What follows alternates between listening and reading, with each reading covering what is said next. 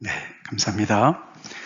오늘 욥기 마지막 장입니다. 42장 1절부터 9절까지 제목은 이제는 눈으로 주를 배움나이다 라는 제목으로 말씀 같이 나누기 원합니다. 먼저 같이 본문을 읽겠습니다. 시작. 욥이 여호와께 대답하여 이르되 주께서는 못하실 일이 없사오며 무슨 계획이든지 못 이루실 것이 없는 줄을 아오니 무지한 말로 이치를 가리는 자가 누구니이까. 나는 깨닫지도 못한 일을 말하였고 스스로 알 수도 없고 헤아리기도 어려운 일을 말하였나이다. 내가 말하겠사오니 주는 들으시고 내가 주께 묻겠사오니 주여 내게 알게 하옵소서. 내가 주께 대하여 귀로 듣기만 하였사오나 이제는 눈으로 주를 배움나이다. 그러므로 내가 스스로 거두어드리고 티끌과 제 가운데서 회개하나이다. 여호와께서 욥에게 이 말씀을 하신 후에 여호와께서 대만 사람 엘리바스에게 이르시되 내가 너와 내 두 친구에게 노하나니 이는 너희가 나를 가리켜 말한 것이 내 종 욥의 말같이 옳지 못함이니라. 그런즉 너희는 수소 7과 순양 7을 가지고 내 종 욥에게 가서 너희를 위하여 번제를 드리라. 내 종 욥이 너희를 위하여 기도할 것인즉 내가 그를 기쁘게 받으리니 너희가 우매한 만큼 너희에게 갚지 아니하리라. 이는 너희가 나를 가리켜 말한 것이 내 종 욥의 말같이 옳지 못함이라. 이에 대만 사람 엘리바스와 수아 사람 빌닷과 나아마 사람 소발이 가서 여호와께서 자기들에게 명령하신 대로 행하니라. 여호와께서 욥을 기쁘게 받으셨더라. 아멘. 물론 아시지만 욥기 그 뒷부분이 조금 더 내용이 더 들어가 있습니다만 거기서 이렇게 끝났습니다.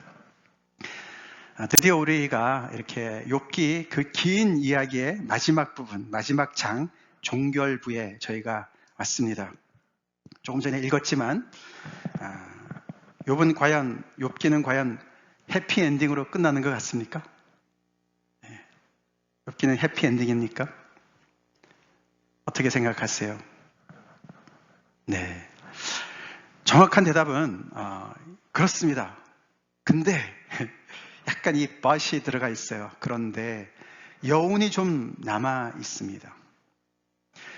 우리가 전통적으로 이제 욥기는 해피엔딩으로 끝난다, 그렇게 우리가 얘기를 합니다만, 그렇게 이제 욥이 정말 아무런 이유도 없이 지은 죄도 없이 고난을 받다가 정말 계속 인내하고 하나님 앞에 또 저항하고 그러면서 정말 끝까지 하나님 앞에 나와서 결국 하나님께서 그를 정말 이렇게 신원해 주시고 그 모든 것을 회복해 주시는 이 모든 것들이 정말 다시금 이렇게 원상복구를 다 시켜주시는 그런 이야기로 이렇게 해피엔딩으로 클로즈되는 그런 이야기를 우리가 이제 알고 있습니다. 그렇죠? 그 말도 맞습니다만, 근데 그것을 우리가 다 아는 거가 되면은 그동안의 욥의 고난도 가치를 우리가 잘 못 얻는 것이고, 또 욥기를 공부하느라고 우리가 그동안에 또 애쓰지 않았습니까? 여러분들도 듣느라고 애쓰셨죠? 저도 아주 애를 썼거든요. 욥기 공부하느라고 아주 애를 썼어요. 제가 이렇게 두꺼운 책을 3권을 읽었어요. 욥기 때문에. 아주 머리가 터지는 줄 알았습니다. 이게 번역도 막 너무 각각이고요.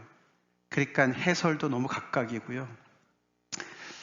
그래서 우리가 그동안에 쭉 공부한 것도 좀 우리가 충분히 그 가치를 우리가 누리지 못하는 결과가 돼요.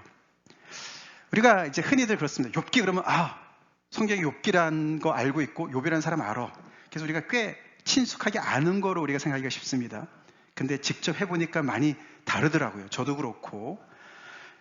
그래서 우리가 이 성경을 그냥 우리가 평소에 생각하고 있는 그 상식적인 수준에서 그냥 머무르시면 안 됩니다. 그리고 우리가 이렇게 말씀을 따라서 듣는 그 효과가 없어요. 그렇죠? 효과가 없죠? 그래서 오늘 이렇게 이 끝을 우리가 이렇게 보면서 정말 이 욥기를 통해서 하나님께서 우리에게 뭐를 가르쳐 주시려고 그러신가? 욥한테 무엇을 교훈하려고 하셨던가? 이걸 우리가 파헤쳐야 돼요. 그걸 알아야만 우리가 정말 하나님의 또 그 말씀을 따라서 우리가 하나님을 아는 지식도 늘어날 줄 믿습니다. 머리가 터져나는 것 같아도, 갈등이 있는 것 같아도 그런 과정을 통해서 우리가 점점 더 하나님을 알게 되고, 그래서 은연중에 우리가 잘 모르는 편협한 그런 우리의 신앙이 그것 때문에 우리 자신도 힘들지만 다른 사람들 힘들게 하는 것들이 깨어지도록 우리 기도합시다. 깨어지도록 기도합시다. 특별히 우리가 정말 이 욥의 세 친구와 같은 누를 우리가 흔히들 많이 범하지 않습니까? 그렇죠? 성경을 좀 안다고 할 때 우리가 더 범하기가 쉬운데 그런 것들이 깨지는 은혜가 있기를 위해서 특별히 이 끝부분을 우리가 또 잘 들어보면 좋겠습니다. 먼저 그래서 해피엔딩이 맞습니다.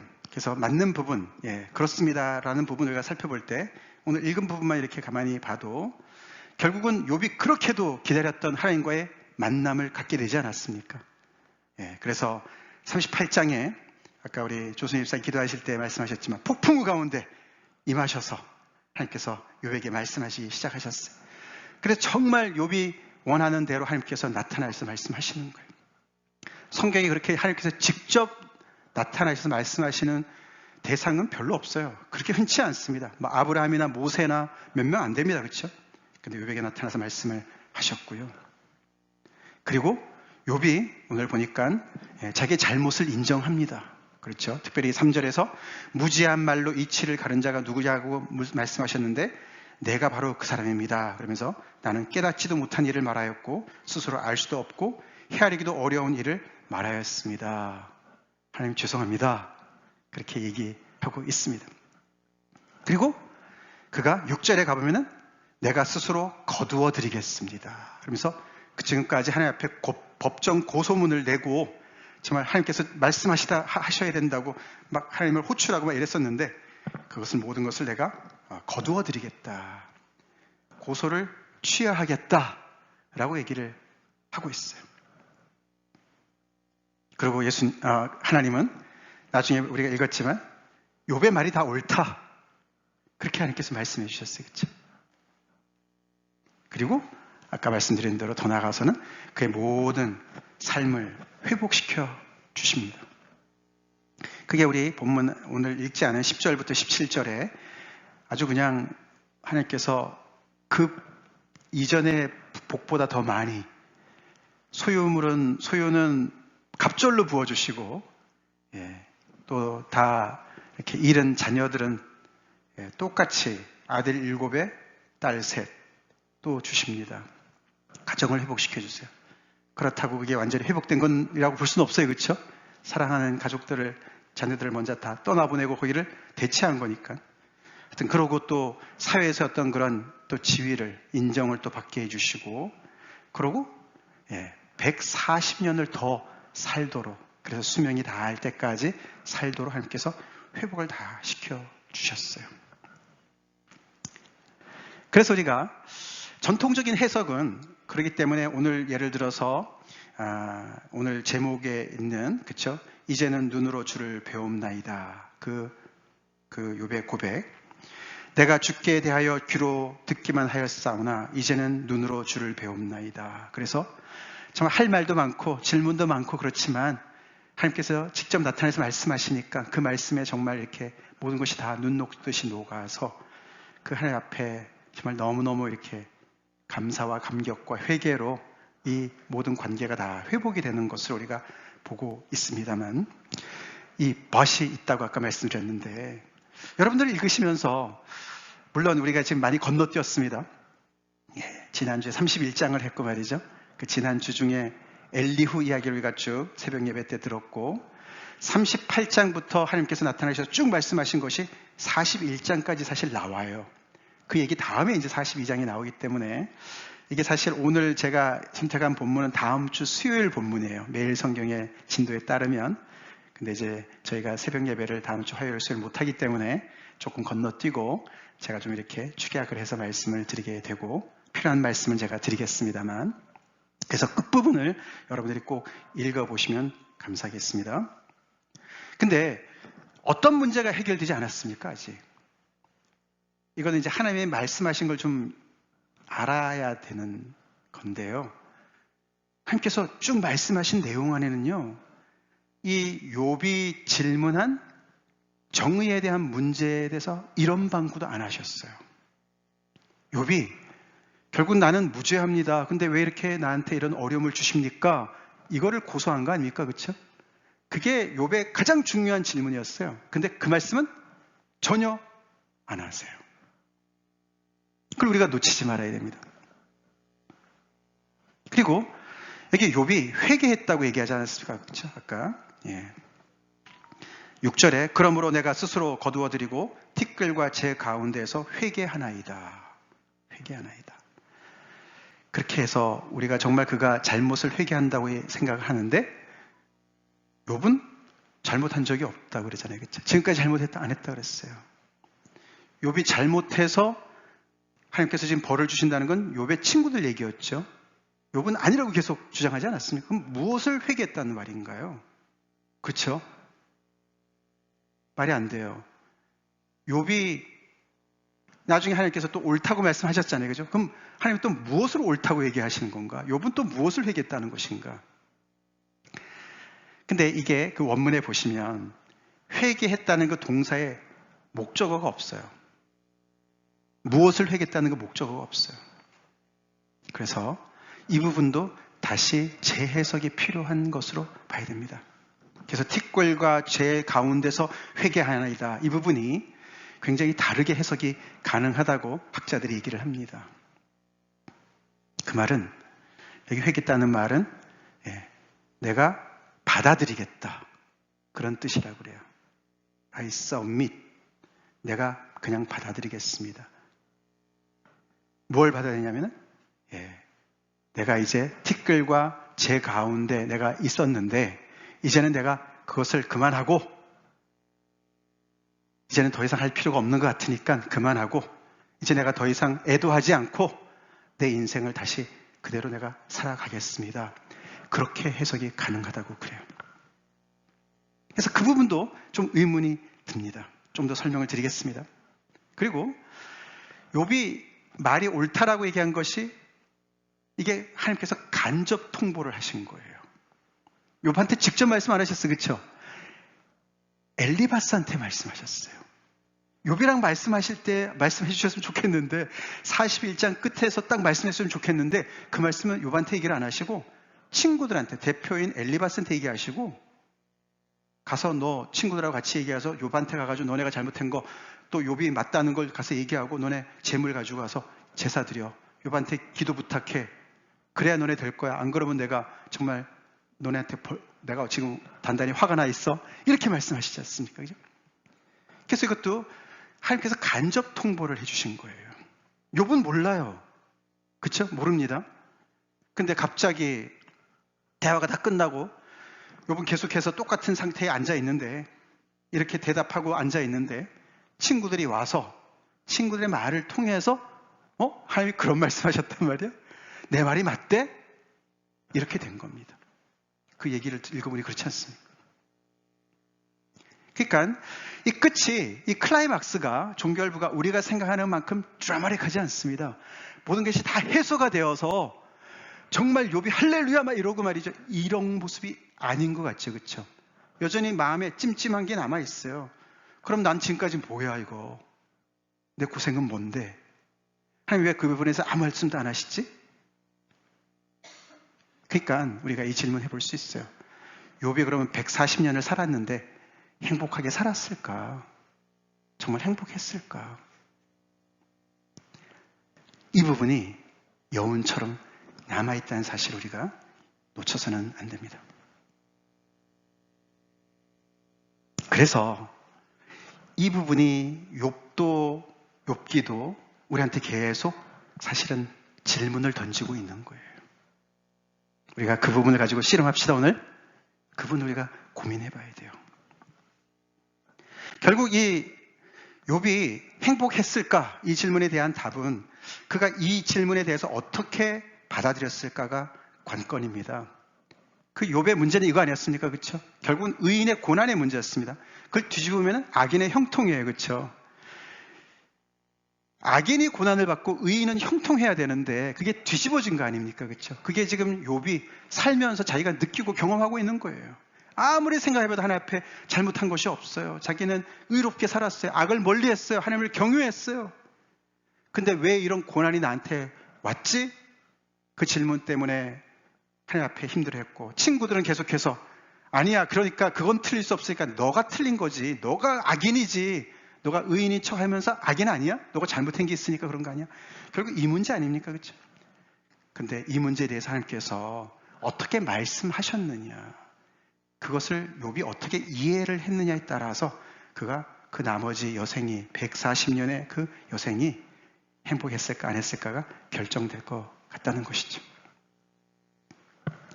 이 악인의 형통과 의인의 고난의 문제, 이 부분은 우리가 앞에서 쭉 봤지만 보응의 원리를 얘기하는 거 아닙니까? 그렇죠? 그래서 간단하게 말씀을 드린다면은 이 세상의 보응의 원리는 꼭 크리스천들이 아니더라도요, 하나님을 모르는 사람들도 세상 사람들이 다 가지고 있는 거 아닙니까? 그렇죠? 그거는 인간 사회도 도덕법이 있다는 것이죠. 잘못하면 벌을 받아야지, 잘하면 상을 받아야 되고, 그렇죠? 그래서 그거를 자연의 법칙과 연결을 시키는 거예요. 자연에도 법칙이 있지 않습니까? 심은 대로 거두는 게 법칙 아닙니까? 그렇죠? 펜펜이 놀면서 A 맞으려고 그러면 안 돼요, 학생이. 그렇죠? 그런 일은 없어요. 마찬가지로 그런 자연의 법칙이 있듯이 이 인간이 사는 어떤 그런 윤리적인 면에서도 법칙이 있다는 거예요. 그게 도덕법이라는 거예요. 그래서 의인에게는 상을 주시고 악인에게는 벌을 주신다. 하나님의 존재를 안 믿는 사람들은 그것이 세상의 이치다, 원리다, 그렇게 얘기하지 않습니까? 근데 그것이 잠언에서 밝히는 하나님의 말씀이었어요. 그렇죠? 그것이 지혜가 아닙니까? 그래서 우리는 어린 자녀들한테, 저도 유스 아이들한테 계속 잠언 말씀을 지금 거의 3개월을 가르치고 있는데요. 아이들한테 기본적인 지혜를 얻는 길을 가르쳐주는 정도, 우리가 지난주에 배웠지 않습니까? 인생에는 정도가 있다. 의인의 길이 있고 우리는 의인의 길을 가야 된다. 악인의 길을 가면 망한다. 사필 규정이다. 그거는 꼭 반드시 그게 그 길로 돌아가게 돼 있다. 잠시 악인들이 형통하는 것 같아도 결국은 망할 때가 올 것이다. 의인은 잠시 고난을 받는 것 같아도 결국은 함께 정말 신원을 받을 것이다. 성경의 가르침 아닙니까? 그렇죠? 가르침이에요.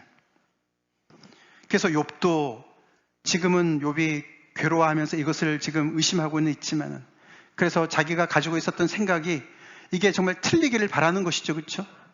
이게 맞으면 자기는 어디 갈 데가 없지 않습니까? 지금 자기는 잘못한 것이 아무 없는데 욥의 친구들은 그것이 계속 맞다고 지금 옆에서 우기고 있고 말이죠. 여러 가지 얘기를 통해서 그를 힘들게 하고 있지 않았습니까? 그래서 이렇게 깔끔한 그런 법이 딱 있다라고 얘기를 하는 거 아닙니까? 지금. 근데 이런 질문을 가지고 기다렸던 욥한테 하나님께서 드디어 말씀을 나타내서 말씀하시는데, 그 말씀의 시작이 아까 우리 말씀 언급한 이거 같이 읽어볼까요? 38장이 처음 시작인데, 시작.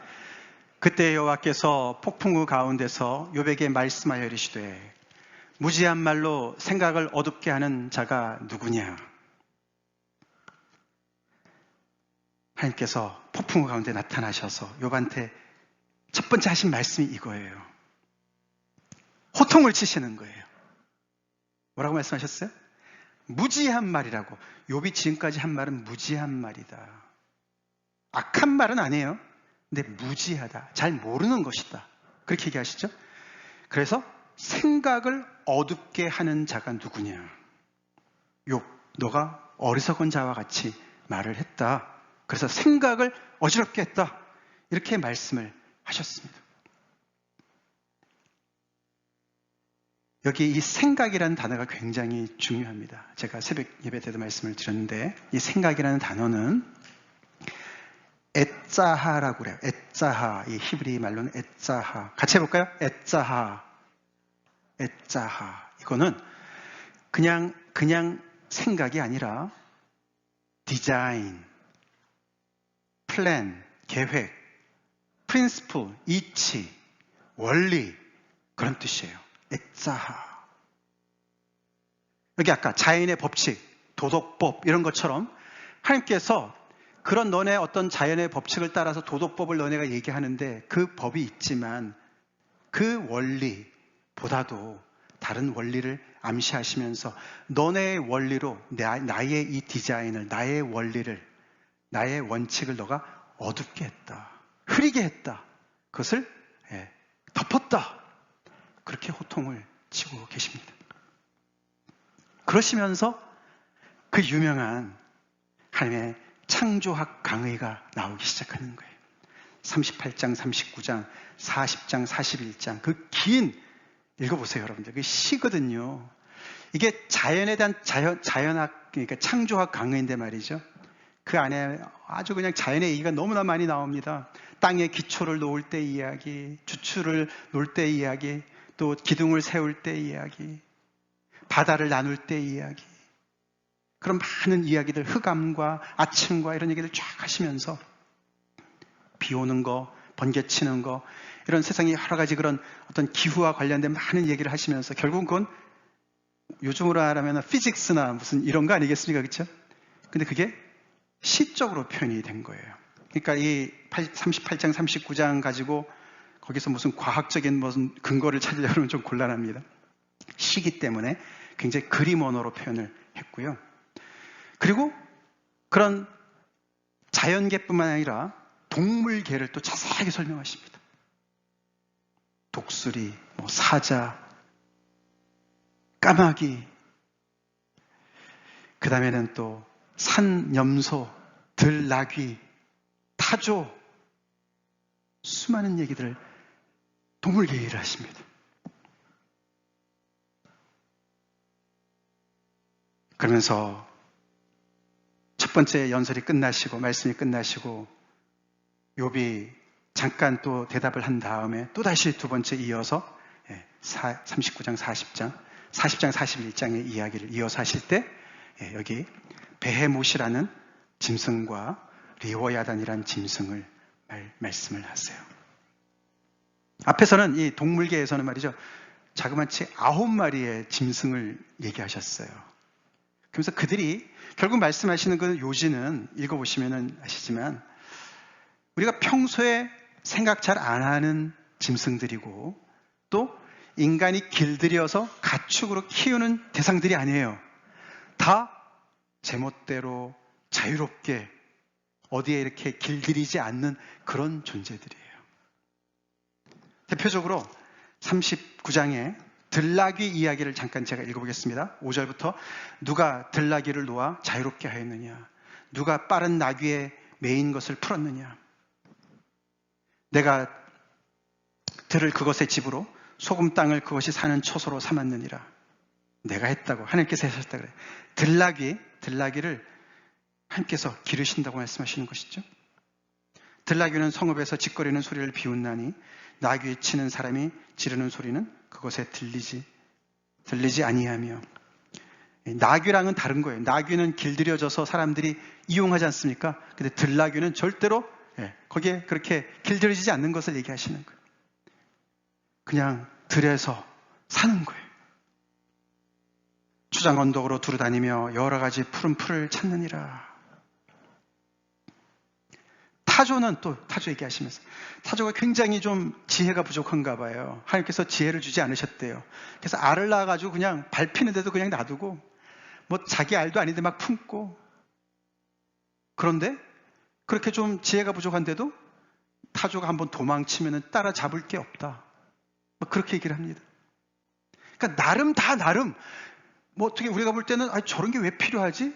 하나님이 왜 저런 걸 만드셨지? 어떻게 사람한테 전혀 유익이 없는 것 같고 필요도 없는 것 같고 오히려 해가 될 것 같은 이런 베헤못과 리워야단. 베헤못이라는 것, 리워야단 이거는요, 우리가 베헤못은 하마와 비슷하지 않을까, 그 표현이 그렇습니다. 막 허리에가 얼마나 힘이 세고 절대로 어떻게 이렇게 어거를 못하고 제어를 못하고. 리워야단도 마찬가지예요. 리워야단 그 표현을 보시면은 그를 누가 포획을 하겠느냐, 누가 길들여서 정말 장난감처럼 애완동물처럼 누가 만들겠느냐, 감히 누가, 그러면서 그 무엇으로도 그를 정말 그 갑옷을 뚫을 수도 없고. 그러면서 이 베헤못은 하나님께서 지으신 것 중에 으뜸이라고 말씀을 또 하세요. 그 얘기가 40장 19절에 나옵니다. 하나님이 창세기에서는 인간이 으뜸이라고 말씀하셨는데, 그렇죠? 맨 마지막에 모든 짐승들 다음에 인간이 창조가 되었는데, 여기서 이 하나님의 창조학 강의 안에서는요, 인간 얘기는 하나도 안 하세요. 일부러 그러시는 거죠. 일부러. 그러면서 결국에는 하나님께서 어떤 생각을 가지시고 이 창조하셨는지, 이 모든 땅에 기초를 놓으시고 설계를 하시고 측량을 하시고 그 모든 것의 공법을 정말 정말 시공자처럼 엔지니어처럼 그렇게 쫙 해서 그 모든 세상의 틀을 만드시고 거주할 수 있도록 만드시고 인간만 만드신 것이 아니라 이런 수많은 다양한 동물들을 다 만드시고 인간의 가축만 중요한 것이 아니라 다른 이런 엄청난 그런 들짐승들도 어떻게 보면 여기 베헤못과 리어와야단 같은 것은 위협적인 존재 같은 감히 거기 같아가 잘못하면 정말 위협을 당할 수도 있는 그러나 하나님께서 모두를 다 제어하시고 통제하시고 때가 되면 먹을 것을 주시고 하나님께서 으뜸이라고 말씀을 하시고 15절에 보시면요 40장 15절에 보시면은 19절 그것은 하나님이 만드신 것 중에 으뜸이라 그것을 지으시니가 자기의 칼을 가져오기를 바라노라. 베헤못 말씀을 하실 때요 하나님께서도 이런 말씀하셨어요. 15절에요 이제 소같이 풀을 먹는 베헤못을 볼지어다 내가 너를 지은 것 같이 그것도 지었느니라. 하마 사실 이제 성경학자들이 베헤못과 리어와야단 이게 과연 무슨 동물일까 무슨 짐승일까 이 묘사가 너무너무 아주 그냥 무시무시하거든요. 그래서 어떤 신화적인 동물이 아니냐 어떤 악의 상징이 아니냐 그렇게들 많이 얘기했습니다. 그런 것도 있는 것 같아요. 근데 요즘에 많은 이제 성경학자들 권위적인 성경학자들은 그 두 가지 얘기를 하면서 그 표현을 보면은 아마 베헤못은 하마가 아닌가 또 리어와야단은 나중에 보면은 리어와야단이 어떤 무질서 세계를 어떤 걸 대표하는 어떤 인격체처럼 그렇게 이제 표현도 하는 데가 나오지만 이사야 같은 데 보면은 그러나 여기 욥기에서는 어떤 그런 악어를 얘기하는 것이 아니냐. 그래야 이제 여러 가지가 좀 더 연결이 된다는 것이죠. 근데 이 베헤못 얘기를 하시면서 욥한테 너를 지을 때 내가 베헤못도 지었어. 그러니까 하나님의 의도가 보이지 않습니까? 그죠? 그래서 하나님께서 지금 말씀하시는 건요. 직접적인 얘기를 하시는 게 아니에요. 그렇죠? 지금 욥이 지금 이렇게 어떻게 악인은 형통할 수 있고 의인은 고난받을 수 있습니까? 이 질문에 대해서 정말 과학자처럼 말이죠. 어떤 무슨 그런 엔지니어처럼 딱 맞춰서 그냥 딱 정확하게 얘기를 하시면 좋겠는데 하나님도 시인이신가 봐요.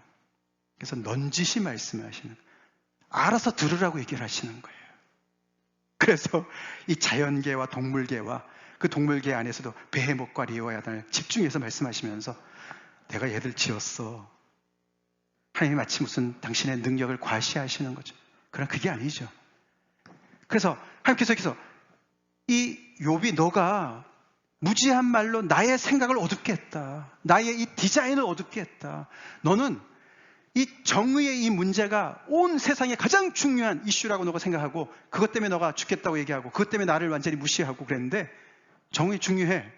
근데 그보다 더 중요한 게 있어. 라고 말씀하신 줄 믿습니다. 여기 보세요. 이 욥은 또 우리는 베헤못이 있는지 리어야단이 있는지 그리고 그런 것이 우리한테 무슨 소용이 있는지 전혀 모르는 거예요. 그렇죠? 들나귀가 뭔지 산양이 뭐 하는지 우리의 일상과 전혀 상관이 없어요. 그렇죠? 오히려 없어도 괜찮을 것 같은 그런 생각이 들지 않습니까? 그만큼 우리는 우리 중심으로 세상을 생각하고 있습니다. 인간 중심으로 하나님의 창조 세계를 바라보고 있습니다. 그만큼 우리는 이 정의 문제가 전부라고 욥이 지금 생각하듯이 우리도 그렇게 생각할 수가 있음을 알아야 된다는 것을 넌지시 말씀하고 계시는 줄 믿습니다. 결국 그래서 하나님께서 뭘 말씀하시고자 하시냐면요. 여기서 말씀하시는 것은 바로 이겁니다. 우리 지난주에 자유와 사랑에 대해서 제가 잠깐 말씀을 드렸지만 좀 뒤에 좀 더 말씀을 드리겠지만 하나님께서 정의를 무시하시는 것이 아니지요. 아까 말씀드린 대로 이 보응의 원리도 잠언에서 기초한 그런 하나님의 말씀 아닙니까? 시편 1편도 그 얘기를 하고 있지 않습니까? 근데 그 정의를 더 넓은 관점에서 더 넓은 틀에서 이해를 하라고 말씀하십니다. 그것이 바로 하나님의 생각이고 디자인인 거예요. 그 하나님의 세계 속에는 말이죠. 베헤못도 있어요. 리어와야단도 있어요. 리어와야단 하나님께서요. 이 모든 교만한 자들에게 군림하는 왕이다. 그렇게 표현하셨어요. 맨 마지막 절에. 그래서 하나님께서 마치 이들을 악한 어떤 존재로 생각해가지고 막 정말 없애려고 애를 쓰는데 안 되는 그런 존재들이 아니에요. 하나님께서 지으셨어요. 하나님이 보시기에는 너무나 아름답고 귀해요. 하나님께서 관심을 가지세요. 그리고 그들을 자유를 갖도록 만들어 주셨어요. 그래서 이 하나님의 세계 속에서는요, 자유를 우리가 볼 수가 있어야 돼요. 자유. 정의가 자유라는 더 큰 틀 속에서 이해가 되지 않으면은 정의라는 이름 하에 우리는 나쁜 짓을 많이 합니다. 정의사의 구현 누가 많이 했습니까? 전두환이 많이 했잖아요. 그때 사람들 얼마나 많이 잡아 죽였어요. 자유를 얼마나 제한했어요. 그리고 더 나아가서 이 자유는 사랑이라는 그 어마어마한 그 바다보다도 깊고 하늘보다 높은 측량할 수 없는 하나님의 그 사랑 위에 기초한 줄로 믿습니다. 이 속에서 정의를 얘기하라는 거예요. 그래서 하나님께서 넌지시 얘기할 수밖에 없습니다. 하실 수밖에 없어요. 이 하나님의 이 이야기는 과학적으로 얘기할 수가 없어요. 논리로 얘기할 수가 없어요.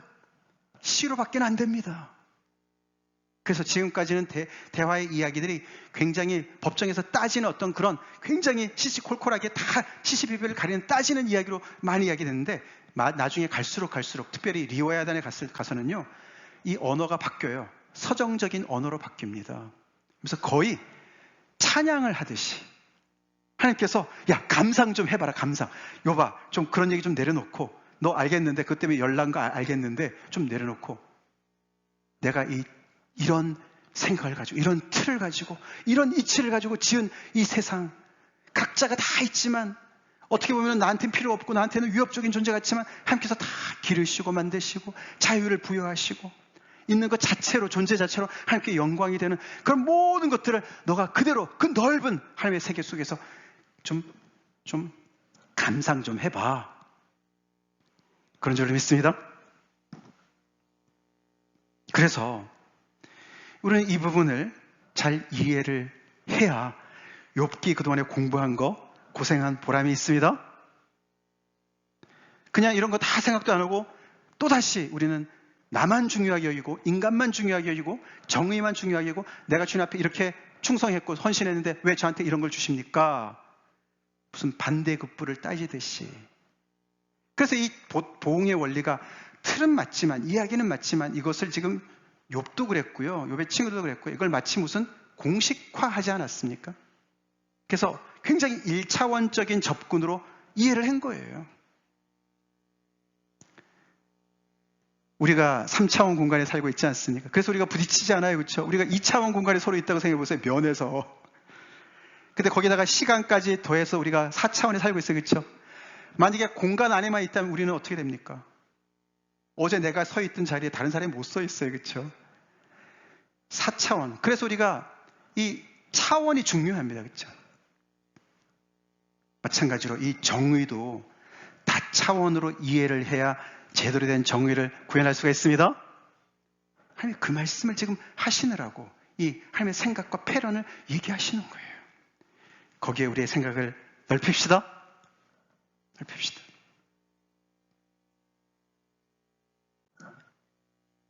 이걸 과연 욥이 깨달았을까요? 정답은 모른다예요. 성경에 안 나와 있기 때문에 모른다예요. 깨달았다면 욥은 140년 동안 정말 하나님 앞에 감사하며 자기가 어떤 일을 당했어도 정말 전에랑 다른 생각을 가지고 살았을 겁니다. 아니라면 똑같이 또 고민을 했겠죠. 특별히 여기서 2절 말씀 다시 한번 읽어보겠습니다. 시작. 무지한 말로 이치를 가리는 자가 누구이니까 나는 깨닫지도 못할 일을 말하였고 스스로 알 수도 없고 해하기로도 어려운 일을 말하였나이다 라고 이야기를 했죠. 언뜻 보면 이 이야기가 정말 I'm sorry, 제가 잘못했습니다, 받아들입니다 라고 얘기하는 것 같지만 잘 뜯어보면요, 욥이 이 말 이렇게 말하면 좀 그렇지만 하나님 제가 생각한 대로군요. 하나님은 그냥 권위로 그렇잖아요. 힘이면은 힘 가진 사람은 다 오라 이런 원리들이 있잖아요. 세상에. 그렇죠? 힘 가진 자는 다 울어요. 군부 독재는 그래서 다 울었어요. 하나님을 지금 그렇게 생각하고 두려워했는데 결국 하나님께서 그런 얘기 하시는 것 같은데요. 제가 볼 때는 그런 얘기 하는 거랑 다름이 없습니다. 어떻게 제가 하나님을 대적하겠습니까? 여기 2절 말씀에 특별히 무지한 말로 그 앞에요. 2절에 주께서는 못하실 일이 없사오며 무슨 계획이든지 못 이루실 것이 없는 줄 압니다. 하나님께서 못하실 게 뭐가 있겠어요? 하나님이 옳다 그러면 다 옳은 거죠. 그 얘기에 이어서 얘기하는 거거든요. 이게. 그래서 제가 그렇게 했습니다. 제가 이치를 가렸습니다. 그래서 제가 스스로 알 수도 없고 헤아리기도 어려운 일을 제가 말했습니다. 욥이 말한 내용은 뭐죠? 아까 말씀드린 보응의 원리였어요. 그렇죠? 의인이 왜 고난을 받아야 됩니까? 이 말이었어요. 그 말밖에 없었어요. 근데 뭐라고 얘기했죠? 그거를 하나님 말씀을 들어보니 그것이 그 정의라는 것이 나는 제가 생각할 때는 깔끔한 논리인 줄 알았는데 똑똑 떨어지는 법칙인 줄 알았는데 지금 듣고 보니 헤아리기도 어려운 일이었군요. 정의의 문제가 아니면 보응의 어떤 문제가 이 범주가 제가 잘못 생각했군요. 이 캐로리가 또 완전히 다른 거였군요. 그렇게 고백을 하는 거예요. 그렇다고 욥이 그걸 받아들였다는 얘기는 없어요. 자기가 지금 정의에 대한 나름대로 고민을 가지고 있는데 하나님께서 이렇게 알려주신 이 범주를 인정을 했다면 감사한 일이겠지만 아닐 수도 있다는 것이죠. 즉 다시 말해서 우리가 하나님의 이 말씀을 지금 욥이 인용하는 거지 않습니까? 우리는 받아들일 수 있습니까? 세상 정의가 헤아리기도 어려운 경의에 속한 것이라고 여러분 생각이 드십니까? 아니 정의면은 법대로 하면 되지. 그게 무슨 경의에 해당이 되는 그런 대상이 될까? 그런 생각 안 됩니까? 그래서요, 욥한테 하나님께서 욥이 처음 대답했을 때 40장 끝에 욥이 그때도 뭐 입을 가리긴 했지만서도 제가 얘기한 거는 그대로 좀 고수합니다. 그 얘기였어요, 사실은. 그렇게 얘기하니까 하나님께서요, 욥한테 그때 뭐라고 말씀하셨냐면은 오늘 조순희 집사님이 제가 말씀할 거를 많이 인용하고 아까 기도하셨는데 거기 40장에 보시면요 이렇게 말씀하세요. 그래? 그러면 너가 한번 하나님처럼 너가 하나님 자리에 앉아서 너가 한번 정의를 한번 구현해 볼래? 그 얘기하셔요. 그게 40장 10절에 나옵니다. 너는 위엄과 존귀로 단장하며 영광과 영화를 입을지니라. 너가 그럼 하나님 해봐. 그런 얘기야 이게. 너 하나님 해봐. 너의 넘치는 노를 비우고 교만한 자를 발견하여 모두 낮추되 모든 교만한 자를 발견하여 낮아지게 하며 악인을 그들의 처소에서 짓밟을지니라. 그래서 너가 하나님 돼서 그럼 정의를 한번 구현해봐. 너가 생각하는 악인들 다 골라내서 다 제거하고 도려내고 그렇게 해봐. 그럼 내가 너를 인정해 줄게. 하나님께서 그렇게 말씀하셨어요.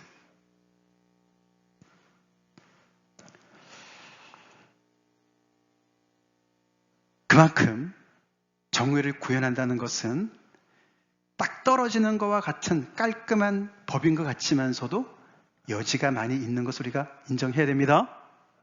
그렇지 않습니까? 만약에 하나님께서 정말로 법대로 우리를 대한다고 생각해 보세요. 우리는 어떻습니까?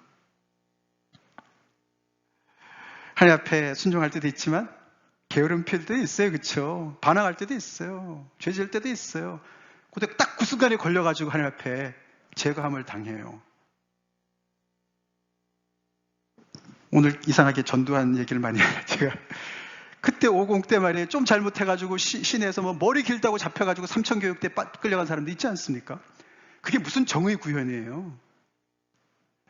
인간이 정의를 구현한다? 얼마나 무슨 덩어리겠습니까? 여기서 우리가 또 한 가지 생각해 볼 게 이게 아까 말씀드렸지만 이게 자유롭게 지음을 받은 존재들인 거예요. 아니, 하다못해 들나귀도 자유롭게 하나님께서 지으셨어요. 우리 다 자유로운 존재들입니다. 우리가 다 자유로운 존재들이에요. 자유로운 존재들이 어떻게 관계성을 맺을 수 있을까? 어떻게 선한 관계를 맺을 수 있어요? 서로가 법이 있지만은 법 때문에 공식적으로 기계적으로 움직이는 것이 아니라 법이 있지만 서로가 자유로운 존재로 인정하고 존경하고 존중하고 그래서 서로가 진짜 사랑하는 관계성을 맺을 수 있을까? 하나님은 그걸 고민하십니다. 그걸 고민하세요. 물론 욥이 가지고 있는 나는 의인인데 왜 고난을 받았죠? 이 부분에 대해서는 아직 답은 거기까지는 가지 않았습니다만 그래서 지난주에 보여드린 이사야서 55장 말씀 아닙니까? 너의 생각, 너의 길 다 있는 거 알아. 그렇지만 내 생각과 내 길과 너무나 천양지차로 다르지 않냐. 우리 이거 인정하죠? 하나님이 그만큼 높으시다는 얘기는 하나님의 생각과 길이 높으시다는 얘기는 그만큼 자유로우시다는 얘기입니다. 우리가 교회 안에서도 관계성을 해보려고 애를 쓰지 않습니까? 특별히 우리 교회에 오래 계신 분들, 우리 옛날에 셀 미니스트리 많이 했어요. 그때 한동안 우리가 정말 제대로 해보려고 막 셀 안에서 말이죠. 막 서로 지적하고 말이죠. 고치라고 그러고 순종하라고 그러고 정의를 소위 말해서 정의를 구원해 보려고 구현해 보려고 말씀대로 살아보자 우리 좋은 의도였죠. 그러다 보니까 어떻게 됐습니까? 자유를 침해했어요. 그 한 인격체의 영혼을 침해하게 되더라고요. 그래서 오랫동안 저희가 들나귀처럼 어떻게 보면 자유를 강조를 많이 했던 것 같아요. 그 말도 맞습니다만 두 개가 다 같이 있어야 될 줄로 믿습니다. 정의와 자유는 정의와 이 자유와 또 어떤 그런 관계성, 여기서의 관계성은 어떤 상하가 있다기보다도 이 어떤 정의가 그런 어떤 이루어져야 될 어떤 틀을 얘기하는 줄로 믿습니다. 분위기를 얘기하는 거예요. 자유로운 가운데서도 서로가 존중할 수 있을까요? 지킬 수 있을까요? 하나님이 바로 그걸 원하시는 줄로 믿습니다. 자유로운 가운데도 우리가 서로 헌신할 수 있을까요? 자기를 제어하고 하나님 앞에 또는 지체 앞에 내가 잘못했다 얘기할 수 있을까요? 할 수 있죠. 자유로워야 진짜 그것이 참된 관계성인 줄 믿습니다. 그리고 더 나갔어요. 이 하나님이 자유로우신 분이에요. 그래서 들나귀 같은 그런 자유를 우리가 생각해 볼 때 그렇게 가만히 놔두면 세상이 어떻게 돌아갈 수 있을까? 그렇죠? 염려가 돼요. 그러니까 어떻게 이렇게 막 그 말씀 가지고 몇 개 가지고 그냥 이렇게 사람 올가매려고 막 그러지 않습니까? 교회에서도 그렇고 말이죠. 뭐 이렇게 안 하면 뭐 하나님 앞에 복을 못 받고 말이죠. 뭐 지옥 가고 말이죠. 여러 가지를 얘기합니다. 하나님은 그런 분이 아니십니다. 여기서 중요한 것이요. 하나님께서는 믿음을 갖기를 원하시는데 이 믿음과 사랑이 또 연결되어져요. 갈라디아서 5장 6절에 보시면요. 너네가 무슨 뭐 할례를 받았든 안 받았든 상관없고 그런 건 다 효력이 없고 사랑으로서 역사하는 믿음뿐이다. 이렇게 바울이 복음의 핵심을 얘기하는데 그게 관계성의 핵심 아닙니까? 우리가 다른 사람을 믿을 때 교회 안에 서로의 관계는 믿어야 가능합니다. 그렇죠? 하나님을 믿어야 돼요. 그렇죠? 하나님을 신뢰해야 돼요. 하나님께서 이렇게 정의를 구현하시나 안 하나 지금 욥은 거기에만 지금 목매고 있는데 이렇게 크신 하나님의 계획을 가지시고 디자인을 가지시고 지금 당장은 자기가 고생하고 있어요. 그렇죠? 그래도 하나님의 자유와 사랑을 믿기 때문에 하나님을 신뢰해야 되는 것을 얘기하는 줄로 믿습니다. 근데 그게 어떻게 믿음이 생기냐면 사랑할 때 생기는 거예요. 사랑으로서 역사하는 거예요. 사랑할 때 우리는 서로 신뢰할 수가 있어요. 욥이 하나님을 경외했는지 모르지만 사랑하기는 데는 좀 멀었는지 모르겠어요. 사랑한다면 하나님을 더 신뢰하게 되겠죠. 그리고 결국 마지막에 정의와 은혜를 또 함께 우리가 관계를 따져봐야 됩니다. 정의를 얘기하는데 어떻게 은혜를 또 함께 얘기할 수 있을까요? 그 얘기가 마태복음 20장 1절부터 16절에 나오는 포도원 품꾼들 비유에서 우리가 찾아볼 수 있어요. 예수님이 비유로 말씀하셨어요. 포도원에 주인이 있는데 포도 이제 수확할 때가 돼서 길에 나가서 사람들을 품꾼을 모으는 거예요. 그래서 나가서 오늘 하루 일하면 일당 내가 주겠다. 한 데나리온 주겠다. 새벽 6시에 갔더니 와 있는 사람들이 있었어요. 데리고 들어왔습니다. 3시간 후에 아침 9시, 3시간 후에 12시, 또 오후 3시 가서 각각 사람들을 데리고 왔어요. 이제 1시간 후면은 파장해야 되는데 1시간 남겨두고 오후 5시에 또 나갔어요. 거기서 아직도 일거리가 없는 사람들 또 데리고 와서 일을 시켰습니다. 그러고는 이제 싹스를 줄 시간이 되어서 이 주인이 품삯을 주는데 나중부터 오는 사람들의 순서를 쭉 세워놓고 맨 나중에 와서 1시간밖에 일 안 하는 사람을 어떻게 해요? 하루 일당을 줬어요. 한 데나리온을 줬어요. 그러니까 그보다 훨씬 더 일찍 온 사람, 특별히 아침 6시부터 와가지고 하루 종일 땡볕에서 일한 사람은 우와, 그럼 나는 얼마를 받는 거야 지금? 한 10데나리온 받는 거 아니야 오늘? 횡재했네. 이러고 생각했는데 어떻게 됐어요? 다 똑같이 한 데나리온만 주인이 줬어요. 그 비유하시죠? 여기서 우리가 이제 이 정의와 은혜를 생각해 볼 수가 있어요. 이 주인이 1시간밖에 일하지 않은 사람한테는 은혜를 베풀었습니다. 그렇죠? 1시간밖에 일을 안 했는데 은혜를 베풀었어요. 그러니까 무엇이 침식을 당한 것 같습니까? 정의가 침식을 당한 것 같아요. 그렇죠? 정의가 훼손을 당한 것 같지 않습니까? 그래서 아침부터 일한 사람들이 따져요. 그 주인한테. 이거 페어하지 않습니다. 우리는 하루 종일 땡볕에서 일했습니다. 그러니까 주인이 뭐라고 대답했습니까? 내 거 가지고 내 마음대로 했는데 너가 왜 그러느냐. 이 비유가 우리의 심기를 건드립니까? 건드릴 수가 있어요. 그렇죠? 근데 그게 바들이 되면요, 내가 아직 하나님의 은혜를 잘 깨닫지 못했구나 이렇게 생각하시면 돼요. 정의 중요합니다. 우리 쭉 봤잖아요. 그렇죠? 중요합니다. 그렇죠? 그래서 사람들이 수고한 만큼 보답을 받는 것은 당연한 이치예요. 근데 여기서 예수님이 말씀하신 것은 그런 경제관을 무너뜨려라, 그거 다 틀렸다, 이 말씀하시는 것이 아니라 은혜를 가르쳐주기 위해서 하신 줄 말씀인 줄 믿습니다. 그래서 이 비유 앞뒤에요, 먼저 된 자가 나중되고 나중된 자가 먼저 될 자가 많다, 앞뒤로 나와요. 이 말씀이. 그게 하나님의 나라입니다. 그래서 우리는 은혜 받았습니다. 그래서 우리는 구원받았습니다. 우리가 1시간 남겨놓고 포도원에 들어와서 일한 사람들 아닙니까?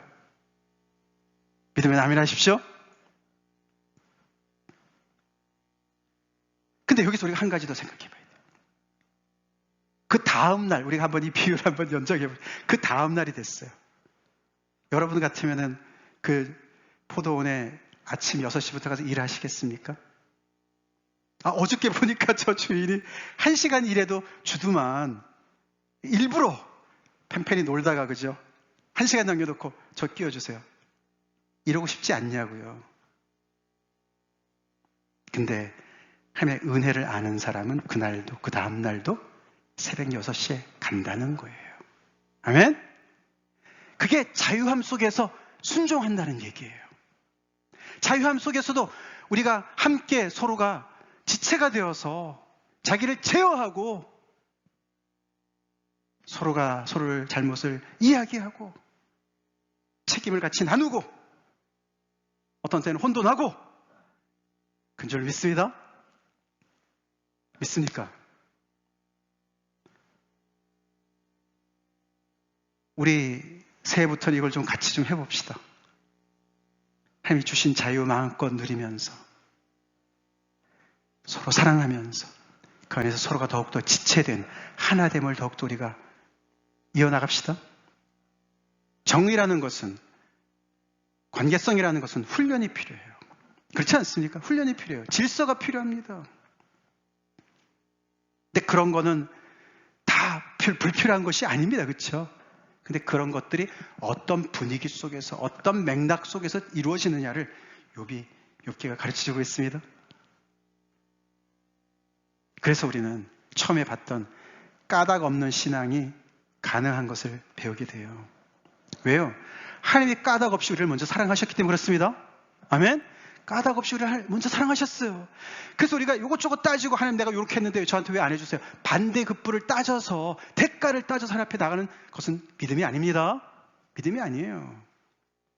우리는 이미 왕창 은혜 받고 시작합니다. 빚지고 시작하는 거예요. 우리가 뭘 했다고 하나님 앞에 그 빚을 억만분의 1이라도 갚겠습니까? 그래서 우리는 까닭 없이 하나님 앞에 나가야 될 줄로 믿습니다.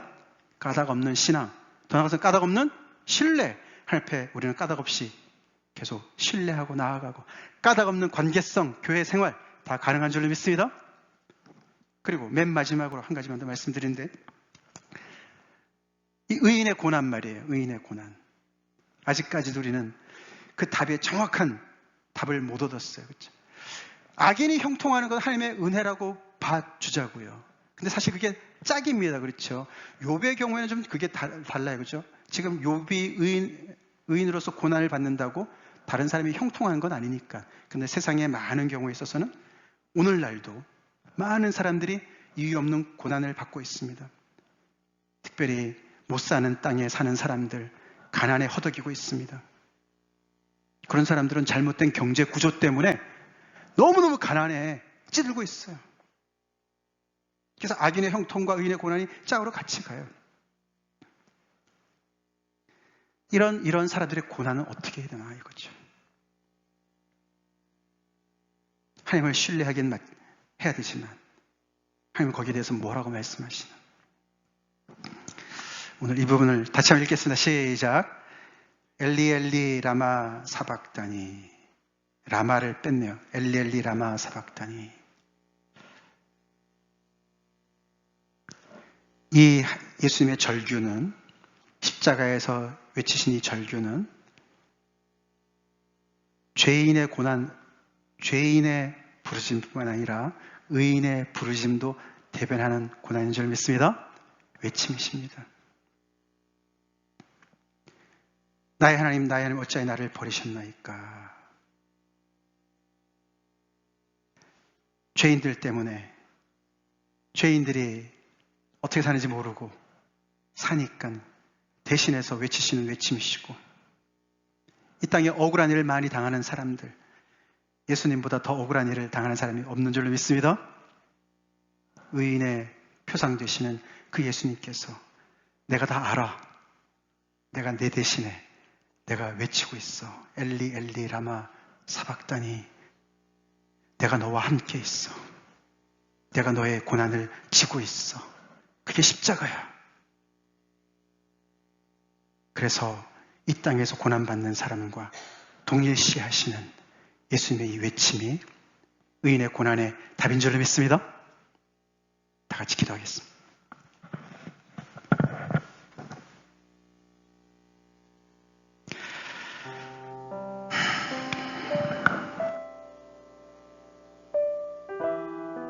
욥기 말씀을 통해서 하나님이 우리 각자에게 주시는 말씀을 들읍시다. 내가 그동안 얼마나 예수 믿는 이 신앙을 협소하게 생각하지 않았나. 하나님 앞에 은근히 시험 들어 있지 않았나. 내 중심적으로 생각하지 않았나. 온 우주를 당신의 디자인으로 생각 속에, 정의도 중요하지만 자유와 사랑의 그 넓은 틀 속에서 모든 피조물 하나하나를 의미 있게 가치 있게 지으신 하나님, 그 속에서 나는 그 속에 한 일원으로 겸손히 진실되게 살고 있나.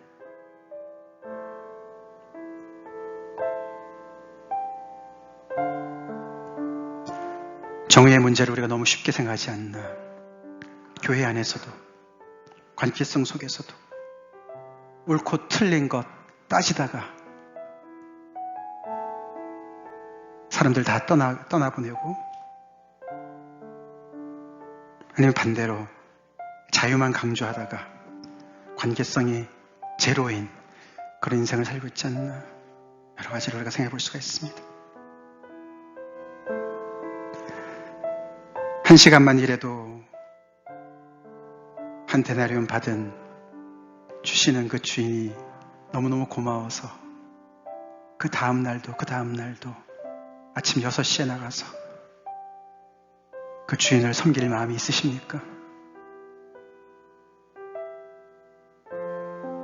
주인의 사랑이 너무 감사해서, 주신 은혜가 너무 감사해서 더욱더 내 자유를 그분 앞에 드릴 수 있습니까? 모든 것을 가지고 우리 하나님 앞에 간절히 기도하는 시간 갖겠습니다.